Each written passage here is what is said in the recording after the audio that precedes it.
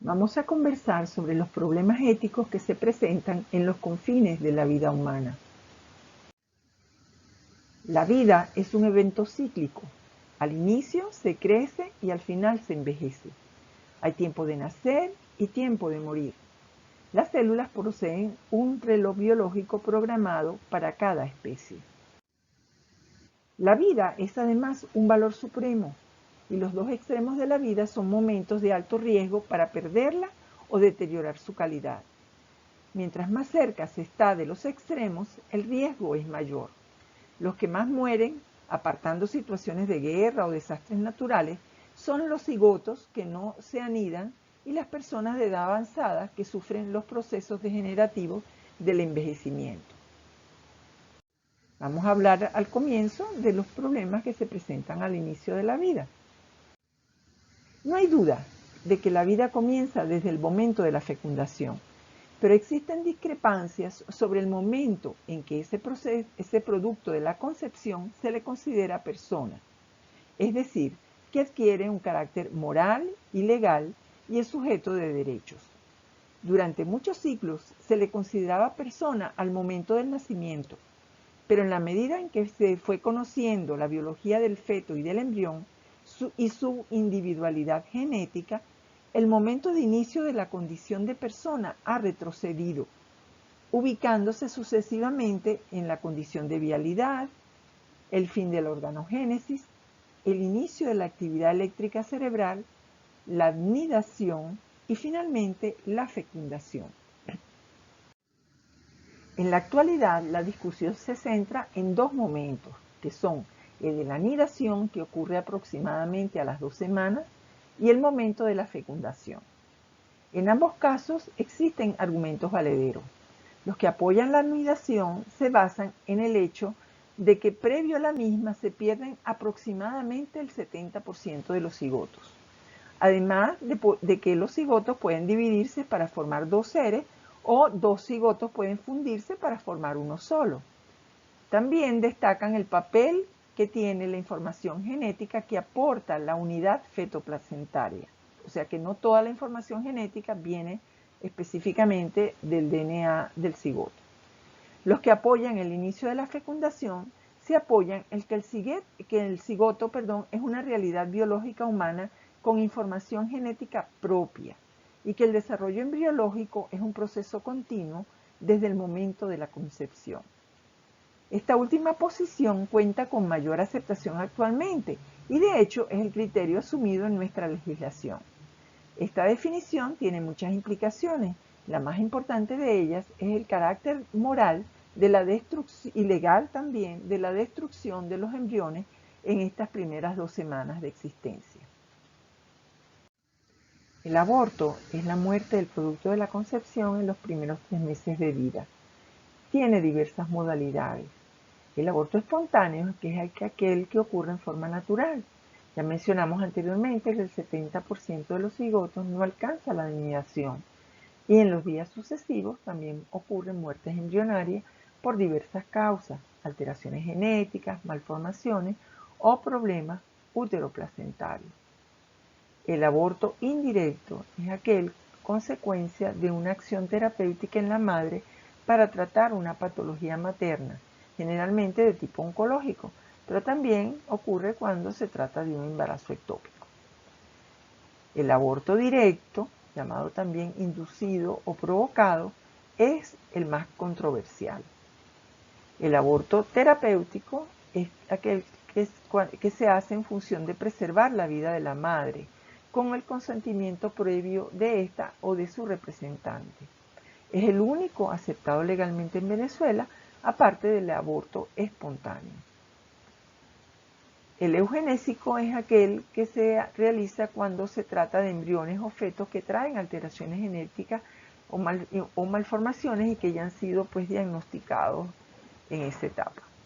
El criminológico es el que se realiza cuando la gestación es producto de abuso sexual. En Venezuela, el aborto está penalizado. El Código Penal establece una pena de prisión entre 6 meses y 2 años para la mujer y entre 1 y 2 años y medio para el que lo provoque con su consentimiento. En los últimos años ha habido una fuerte presión para despenalizar el aborto en Latinoamérica. Un problema adicional del aborto directo es la forma insegura como se practica debido a su carácter usualmente clandestino. La OMS calcula que en el mundo ocurren 19 millones de abortos inseguros cada año y la mortalidad materna estimada por los mismos es de alrededor de un 12%. Estas cifras en Latinoamérica son el doble de lo que se encuentra en los países desarrollados. Vamos a hablar ahora de la reproducción asistida, que es una de las áreas que tiene mayor desarrollo tecnológico en la medicina actual, incluso en nuestro país. Sus técnicas han permitido a muchas parejas infértiles llegar a concebir. Existen una gran variedad de procedimientos que pueden resumirse en estas 4 categorías. La inseminación artificial, que es la más sencilla de todas, la fecundación in vitro, que también se le ha denominado niños probeta, con transferencias de embriones al útero o a la trompa. La transferencia intratubárica de gametos, que se conoce por las cifras GIFT, donde la fecundación es facilitada a nivel de la trompa materna. Y la maternidad subrogada o útero en alquiler, donde el problema es bastante complejo por el compromiso físico y emocional de la madre subrogada. En todas las variantes que revisamos anteriormente pueden utilizarse los gametos de la propia pareja, y en este caso hablamos de fertilización homóloga, o los gametos donados, y en este caso hablamos de fertilización heteróloga. Las heterólogas tienen más implicaciones éticas y legales, como se pueden observar en la lámina. ¿Cuáles son los padres reales? En el anonimato de la donación es compatible con el derecho de los niños de conocer a sus padres y además de conocer su patrimonio genético. Cuando la selección del donante se hace por características específicas, esto puede tener un carácter eugenésico. Otros problemas son, por ejemplo, la procreación en madres solteras o en parejas homosexuales. Las implicaciones éticas son aún mayores en el caso de la fertilización in vitro, debido a que los embriones sobrantes son criopreservados por un tiempo limitado y luego suelen ser eliminados. También hay una práctica que ya cada día se hace menos frecuente, que es la eliminación de embriones cuando se generan embarazos múltiples para tratar pues, de que algunos de los embriones implantados lleguen a término. Adicionalmente, estas técnicas son muy costosas, están al alcance de muy pocas personas, su efectividad es limitada.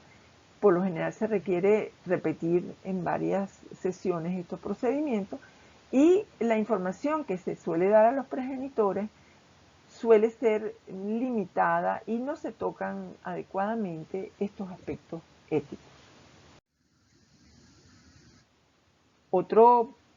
Otra situación importante a tratar es el del diagnóstico genético prenatal. Esto se refiere a una serie de técnicas que se practican con el fin de detectar anomalías genéticas y malformaciones fetales antes del nacimiento, especialmente cuando existen factores de riesgo conocidos. Esto, por supuesto, da tranquilidad a los padres en el caso de que el resultado sea negativo, pero en el caso de que el resultado sea positivo, o sea que existan anormalidades, les permite prepararse para lo que viene o tomar decisiones tempranas de interrupción del embarazo. Pero, por supuesto, la consecuencia es justamente el aborto eugenésico. Actualmente existen diferentes técnicas de diagnóstico prenatal, las cuales se realizan en diferentes momentos de la gestación y van desde las más inocuas que se practican de rutina en el control prenatal, como es el caso del ecosonograma, hasta las de mayor riesgo. Las más tempranas de todas son las de diagnóstico genético preimplantatorio, que se hace cuando se practica fertilización in vitro. mediante la extracción de una o dos células del blastocito. Estas técnicas tienen especial aplicación en los llamados bebés medicamentos, que son niños que son gestados para ser donantes de órganos o tejidos. Vamos a trasladarnos ahora al final de la vida humana, donde también se presentan importantes desafíos éticos. Comenzamos por la definición de muerte, que hasta llegar al siglo XX se definía como el cese definitivo de la función cardiorrespiratoria, que se evidenciaba por la ausencia de movimientos respiratorios, la ausencia de ruidos cardíacos, de pulsos mayores y de llenado capilar. Se pensaba que el sustrato de la muerte era la función cardiorrespiratoria. Pero luego del advenimiento de las técnicas de reanimación cardiopulmonar y de ventilación asistida, que hacen posible la recuperación y el mantenimiento artificial de la función cardiorrespiratoria, el sustrato se ha trasladado al sistema nervioso central y se considera que lo que ocasiona la muerte es el daño total e irreversible de las funciones del tallo y los hemisferios cerebrales, a consecuencia de la isquemia. El cerebro es el órgano más sensible a la isquemia, por lo que de ocurrir un paro cardiorrespiratorio, las maniobras de reanimación deben aplicarse en los primeros 5 minutos. Si se tardan más de 5 minutos o son mal aplicadas, queda un daño cortical cerebral de grado variable. Incluso pueden llegar a presentarse un estado vegetativo. Después de los 15 minutos ya se afectan las funciones del tallo cerebral y las maniobras resultan inefectivas. Cuando hablamos de muerte cerebral, hay que distinguir si se trata de la llamada muerte neocortical o de la muerte encefálica total. En la primera están afectados solo los hemisferios cerebrales, comprometiendo en grado variable la conciencia del individuo, de sí mismo y del entorno, y las funciones intelectuales, pero conservando el control de las funciones vegetativas. La segunda, o sea, la muerte encefálica total, que corresponde a la verdadera muerte, es la que además del cese de las funciones de los hemisferios cerebrales, causa el cese de las funciones del tallo cerebral, del cual depende el funcionamiento del organismo como un todo. El Comité Sueco para la Definición de la Muerte la conceptualiza en esta forma. La muerte es la pérdida irreversible de la capacidad para integrar y coordinar las funciones del organismo, tanto físicas como mentales, dentro de una unidad funcional. La llamada muerte neocortical se traduce clínicamente en el estado vegetativo. En estos casos, el paciente deja de relacionarse con su entorno, alterna periodos de vigilia y sueño, no controla esfínteres, mantiene las funciones del tallo cerebral porque lo que no requiere ventilación asistida y se considera que no tiene dolor ni sufrimiento, que no percibe dolor ni sufrimiento. La causa más frecuente es la hipoxia isquémica por un paro cardiorrespiratorio prolongado, pero puede también ser causado por traumatismos cráneoencefálicos, por enfermedades neurodegenerativas en su fase final y en los niños por la hipoxia perinatal o las alteraciones graves del desarrollo del sistema nervioso central. El estado vegetativo se clasifica como transitorio si dura menos de un mes, persistente si dura hasta 3 meses y permanente si dura más de 3 meses. Cuando la causa es un traumatismo cráneoencefálico, se espera hasta 12 meses para hablar de estado vegetativo permanente. Los estados vegetativos permanentes generan muchas controversias bioéticas. La primera de ellas es si estos pacientes deben seguirse considerando personas, puesto que han perdido varias de las cualidades que caracterizan a la persona, en especial la autoconciencia y la capacidad de relacionarse con su entorno, y como consecuencia de ello, si debe preservarse su vida una vez alcanzado el calificativo de estado vegetativo permanente. La calidad de vida del ser humano está muy relacionada con su interrelación social y estos pacientes han perdido esta capacidad y tienen una vida física precaria, dependiente de cuidados médicos y de enfermería que resultan de un alto costo, además de ocupar camas hospitalarias que pueden necesitarse para pacientes recuperables. Desde el punto de vista social, su condición es el de muerte biográfica. Esto quiere decir que su proyecto de vida se ha cancelado. En estos casos deben ser analizados individualmente y es muy importante la proporcionalidad del tratamiento, es decir, no aplicar tratamientos extraordinarios que no se justifiquen. Y estas decisiones deben ser tomadas por el equipo de salud en conjunto con la familia. Son además decisiones muy difíciles y controversiales. Lo que sí siempre se acepta es que se le prodiguen cuidados paliativos. El diagnóstico de muerte se complica en aquellos pacientes que tienen daño encefálico y que están conectados a un respirador, de manera que ellos mantienen sus funciones vegetativas. En estos casos se aplica un protocolo diagnóstico que incluye primero la verificación de los criterios indirectos o clínicos de muerte, como son la inconsciencia profunda, aún aplicando estímulos intensos, la ausencia de reflejo de los nervios craneales y además se hacen unas pruebas llamadas pruebas de apnea, que consisten en retirar el respirador por 10 minutos suministrando oxígeno por un catéter traqueal. Si estos criterios están presentes y no existen condiciones que las expliquen, como por ejemplo que el paciente esté en shock o que tenga alteraciones metabólicas, etc., se pasa a las pruebas directas o confirmatorias de la circulación encefálica y de la función neurológica, que detectan un daño estructural o metabólico. Uno de estos, quizás de los más usados, son el electroencefalograma, el ecodoppler, etc. El cumplimiento estricto de estos protocolos es muy importante cuando se trata de potenciales donantes de órganos. Trataremos ahora sobre el paciente que está en riesgo inminente de morir. Hay dos tipos de pacientes en esta situación: el que se encuentra en estado crítico y el paciente terminal. La diferencia fundamental estriba en su recuperabilidad. El paciente crítico tiene una enfermedad o lesión grave que le produce alteraciones fisiopatológicas que amenazan su vida.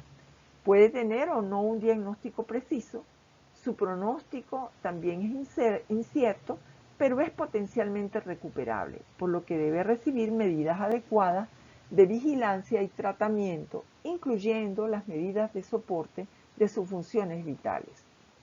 El paciente terminal tiene también una enfermedad o lesión grave, pero su diagnóstico ya ha sido establecido y no tiene posibilidades de tratamiento curativo.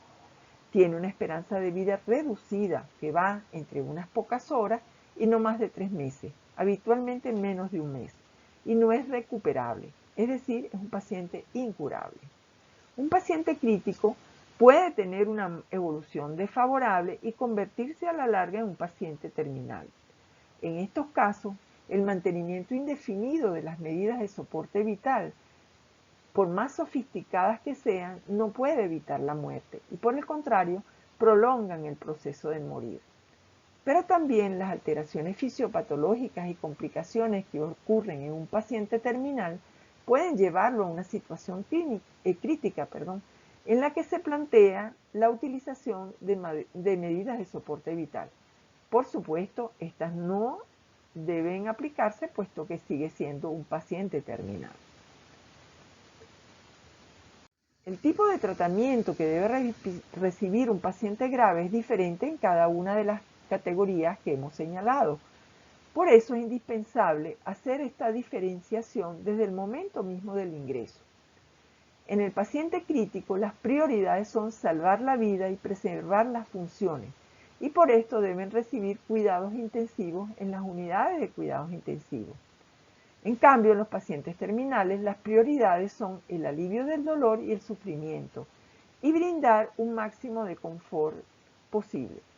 Y esto se logra gracias a los cuidados paliativos.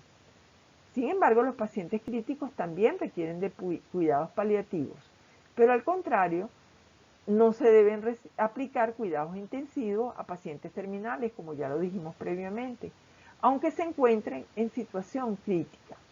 Esto solo conduce a una prolongación injustificada del proceso de morir y a mayor sufrimiento. Es frecuente encontrar pacientes, por ejemplo, con un cáncer en etapa terminal, ingresados en unidades de cuidados intensivos. Esto ocurre sobre todo en las clínicas privadas. Otro concepto importante de precisar es el de enfermedad terminal.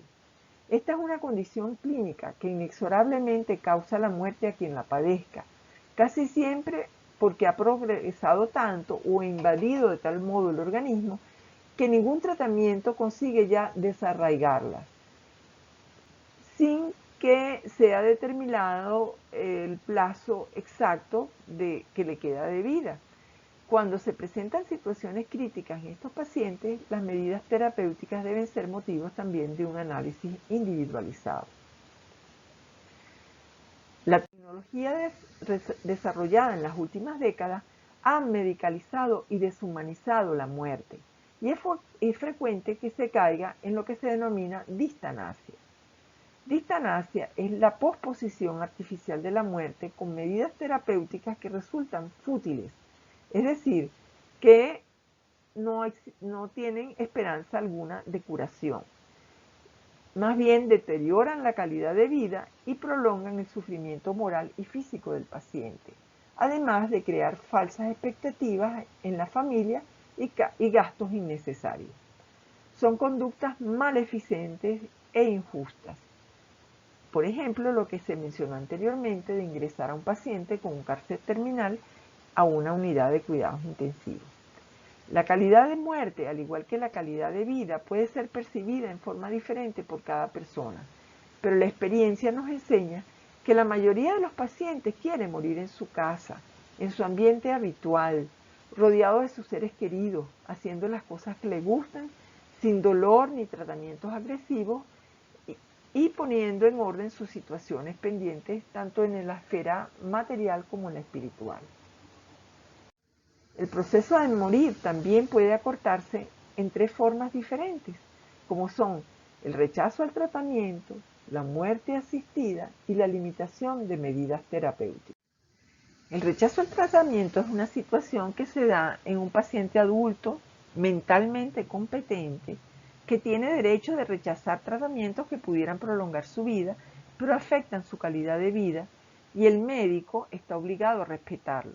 Esto está contenido tanto en la Ley de Ejercicio de la Medicina como en el Código de Deontología Médico nuestro. La muerte asistida es una forma activa y voluntaria de acortar el proceso de morir. Existen 2 modalidades: el suicidio asistido, que es ejecutado por el propio paciente con la instrucción o ayuda de un médico u otro profesional de la salud, quien está en conocimiento de la intención del paciente de quitarse la vida. La eutanasia u homicidio por piedad es ejecutada por el médico en respuesta a la solicitud reiterada de un enfermo terminal que presenta dolor y sufrimiento. Ambas modalidades constituyen un tema muy polémico y noticioso actualmente, especialmente por la despenalización que ha ocurrido en los países desarrollados y más recientemente en Latinoamérica. Los que defienden la muerte asistida argumentan el derecho de decidir sobre sus propias vidas, de vivir sin dolor y de tener lo que consideran una muerte digna. Los que la combaten se apoyan en el principio de santidad o sacralidad de la vida, que es un principio fundamental, la tradición médica de preservar la vida y la dudosa competencia que tiene un paciente en estado terminal o con una enfermedad terminal, especialmente si está deprimido o si se encuentra en soledad. También se argumenta lo llamada pendiente resbaladiza. Esto es que se considera que cada concesión va a generar nuevos intentos de quebrantar las normas morales y llegará un momento en que se pierdan todos los límites y todo sea permitido. La Asociación Médica Mundial y todos los códigos de ética de la profesión médica condenan las prácticas de muerte asistida. En nuestro caso está consagrado en el artículo 84. Las leyes venezolanas no admiten la eutanasia y aunque el suicidio no se considera un delito para quien lo intenta, sí se considera para quien lo incita o ayuda en su realización. La limitación de medidas terapéuticas, llamada también antidistanasia u ortotanasia, es la conducta opuesta a la distanasia y consiste en la abstención del empleo o el retiro oportuno de los recursos terapéuticos que resulten desproporcionados, incluyendo las medidas de soporte vital. Esto sí, una vez evaluado el caso y considerado estas medidas como fútiles. Es una forma de acortar el proceso de morir que goza de una amplia aceptación, tanto legal como moral, y también en la mayoría de las religiones. Como se plantea en la definición, se refiere no solo a no iniciar estas medidas, sino también a suspenderlas en el curso de la evolución cuando se transformen en fútiles. Desde el punto de vista bioético, ambas conductas son equivalentes, o sea, no iniciar o retirar. Sin embargo, el retiro de las medidas resulta más complejo por sus implicaciones psicológicas, legales y culturales.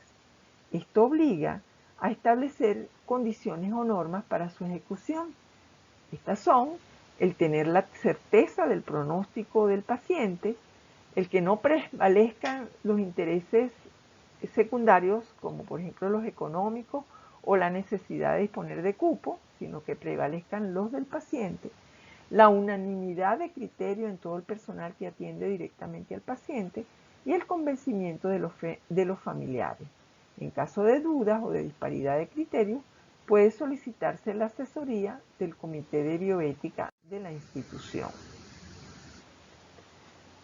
Según la OMS, los cuidados paliativos son aquellos apropiados para el paciente con una enfermedad avanzada y progresiva, donde el control del dolor y otros síntomas, así como los aspectos psicosociales y espirituales, cobran la mayor importancia.